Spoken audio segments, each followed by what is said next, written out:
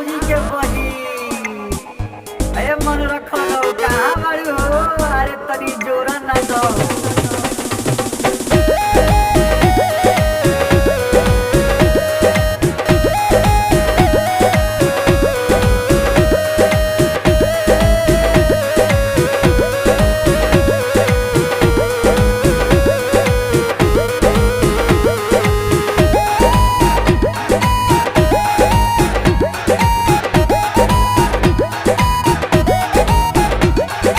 देख कैसे बल खातिया दीदी से डहरातिया देवे में ला जातिया ईता बड़ा चुनहातिया।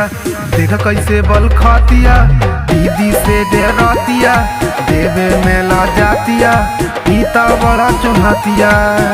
करेली जब खाली बड़ा मतवाली भैया के साली आधा घर वाली। हाँ बरली जब खाली बड़ा मतवाली भैया के साली आधा घर वाली।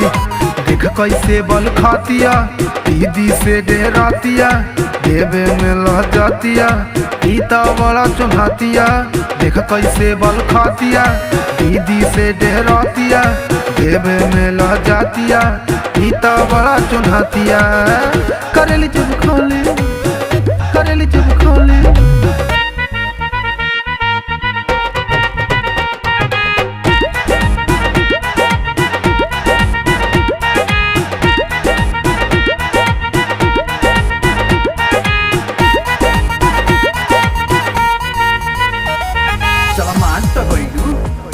हम आई ऊपर से तनी से बढ़ाव ना कसर अभी बाकी बा और हिलाव ना दत्ता दबाव ना ऐसे ना जाई तू ही कुछ करो ना ऐसे ना होई।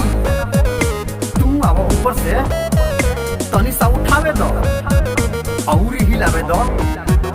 अब तो गई बा कसर अभी बाकी बा कर लीजिए खाली बड़ा मतवाली भैया के साली आधा घर वाली।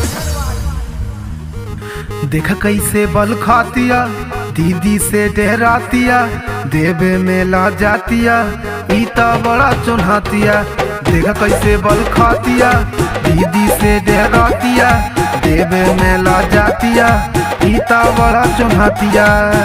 करेली जब खाली बड़ा मतवाली भैया के साली आधा घर वाली। हाँ बरली जब खाली बड़ा मतवाली भैया के साली आधा घर वाली। देख कैसे बल खातिया दीदी से डरातिया देवे में लह जातिया ईता बड़ा चुनहातिया। देख कैसे बल खातिया दीदी से डरातिया देवे में लह जातिया ईता बड़ा चुनहातिया। कुछ अब करो ना ढेर कुछ करबू गड़बड़ हो जाई पाछे पाछे तैबू कुछ न पैबू ढेर ही लईबू मुँह पर गिरी जाई।